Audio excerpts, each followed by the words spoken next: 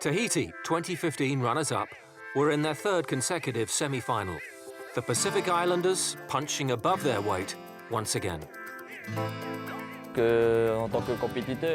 As a competitor, once you start a World Cup, your aim is to be there at the very end and to win the trophy. This now feels even more important to us, since we came second at the last World Cup.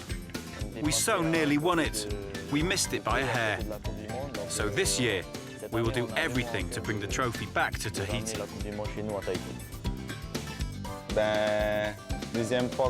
It's the third time we've made it past the quarter-finals, and we're looking forward to the semi-final. It's always hugely motivating, especially for us in Tahiti, a small team from a small island. We're thrilled that we've already made it this far. It's truly magical to be at such a high level in the world.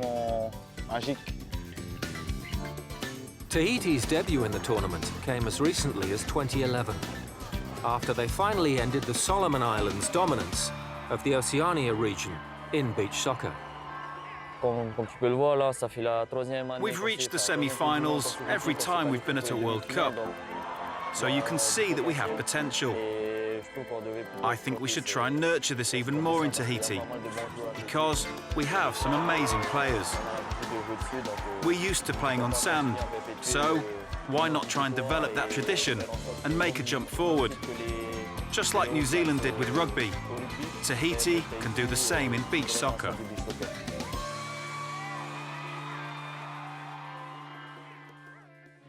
Appearing in another final could well prove to be the catalyst for the next generation of Tahitians to continue to thrive.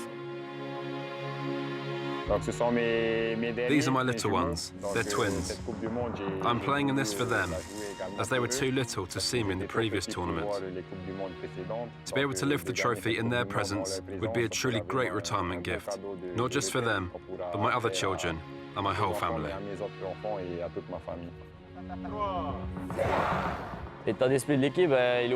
Our team spirit is always strong. And of course, we're happy that we've made it this far. It's massive. We're basically just amateurs.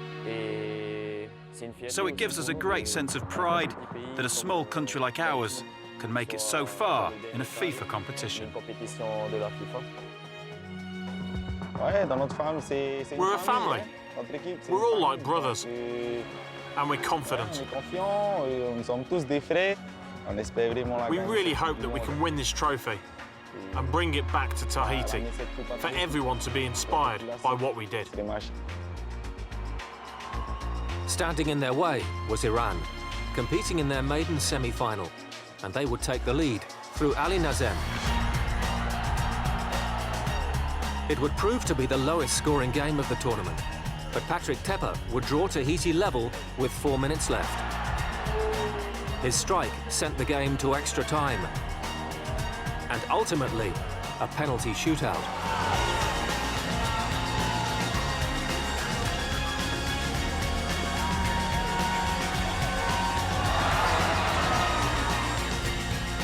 "11 penalties had been taken before Ramoana Bennett stepped up for Tahiti with a chance to win the semi-final. The Pacific Islanders were through to a second consecutive final, where they would meet either Italy or Brazil.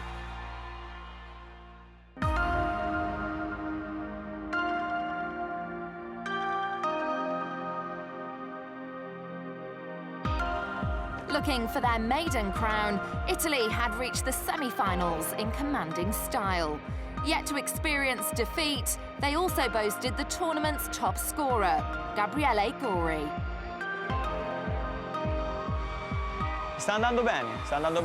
Things are going well at the moment and I'm happy. Hope things keep going like this for another 2 games. Because that would mean we've all played well. Yes, I've scored a lot of the goals, but that's down to a lot of work from my teammates as well. 14 goals in 4 games have proved the striker to be one of the deadliest finishers on the sand. Among Gori's talents, a knack for the spectacular. Doing a bicycle kick on the sand is easier as the surface isn't hard. It means you can do them with more confidence, knowing you won't get hurt. So that's why you see them so often. It's all about practice. The more you do them, the better you become. But it's still something that's quite spontaneous, something you have to have a feeling for.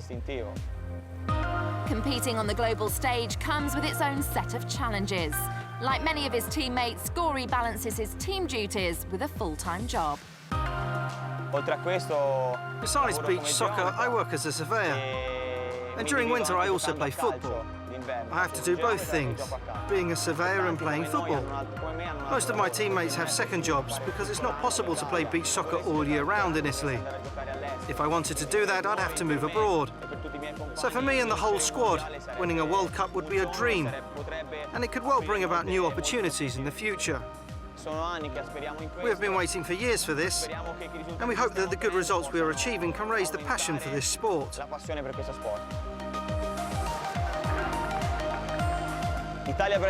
Italy against Brazil is always an important match, a special match. It could have been the final, but it's a semi-final, and we'll have to remain focused throughout it. I can't tell you right now how I'd feel if I reached the final, because getting that far would be like nothing else. So I'm focused on the Brazil match, and we'll only think about the final if we get there. Brazil were in formidable form. Unbeaten in all competitions since the last World Cup, it was the South Americans who drew first blood. Mauricinho scoring after 2 minutes. The Italians responded immediately. But 7 minutes later, Brazil were in front once more. Again, Italy drew level. But 5 goals in the second period for Gilberto Sousa's men put Brazil on the verge of their 6th final. Italy then scored twice to move to within 3.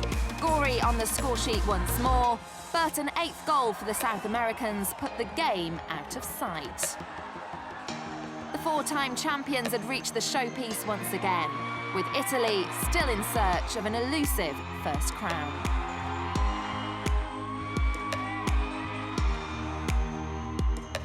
So the following day, Italy would face Iran in the 3rd place playoff. It would prove to be an historic occasion for the Iranians. Mohamed Ahmadzadeh scored a hat-trick in a 5-3 victory. Another stunning individual performance that saw him named as the tournament's best player. Peyman Hosseini was awarded the Golden Glove as best goalkeeper, as Iran secured the highest finish of any Asian nation in the tournament's history.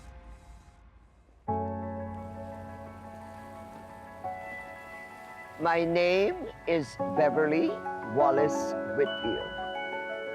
When I retired many, many years ago, I decided that I had to have something to do. I refer to myself as a perennial volunteer. I just go from one thing to the other volunteering. So here I am at beach soccer.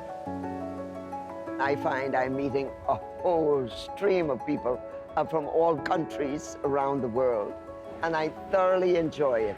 I just don't know where beach soccer was in my life before this.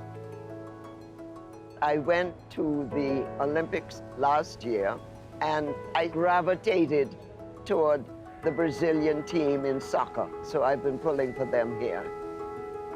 On the 17th of September, I will be 90 years old. There are many people who say to me, I want to be like you when I grow up. I hope so.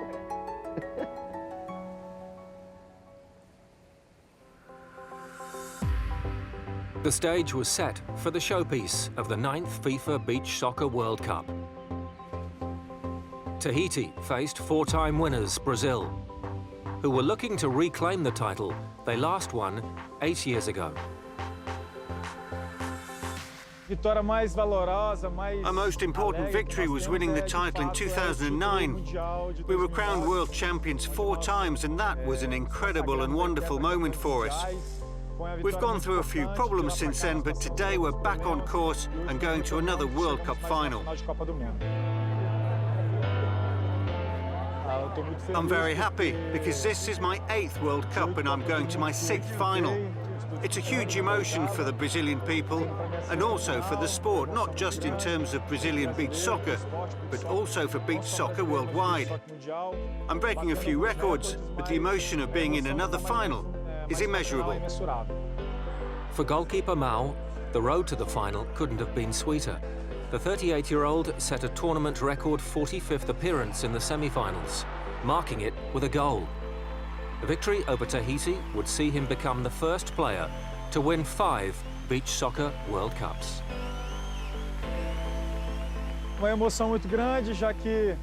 It means a lot. I've broken the record of being the athlete to have played the most games in a FIFA World Cup. But it'll be important to seal this record with today's world title. Tahiti's team's one of the best squads in the world. I've great friends there, like Joe. I've great affection for them. We know every game has a winner and a loser. But whatever the result, I know we'll have put everything into the game to win it. Though it must be remembered, beach soccer isn't just about the victory. It's also about uniting people. Beach soccer brings countries together, and that's important for the development of the sport, as well as social progress. Brazil started in sensational fashion, Mauricinho scoring after only 14 seconds. Brazil's number 11 then turned provider, as Datinha doubled the South Americans' lead. Tahiti fought to stem the tide, thwarting the favourites for the rest of the first period. But they struggled to find a way back into the game, and midway through the second period, Mauricinho scored again, 3-0 to Brazil. It wasn't long before the game was up for Tahiti. Catarino added a 4th with an excellent left-footed strike. Before 2 goals in the closing stages for Daniel made the final score 6-0.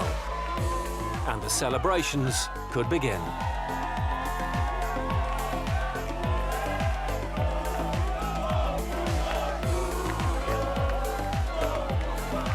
Tahiti had fought bravely, but this was a step too far against a team who truly mastered their art. A 5th FIFA Beach Soccer World Cup title for Brazil. The Samba Kings, rulers of the sand once again.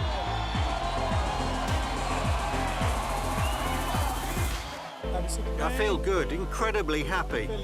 I'm now a 5-time world champion and made history as the only athlete on the planet to have won 5 World Cups and made the most appearances. I thank God, and I'll go back to Brazil to enjoy it all with my family and the Brazilian people.